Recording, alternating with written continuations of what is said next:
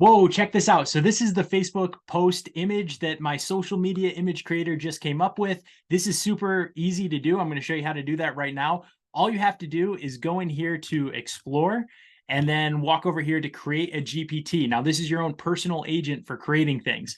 For me, I created a social media image creator. And then the example I just showed you was I pretended I needed an image for my post about my upcoming power drill sale, right? And it created this really eye-catching image for social media.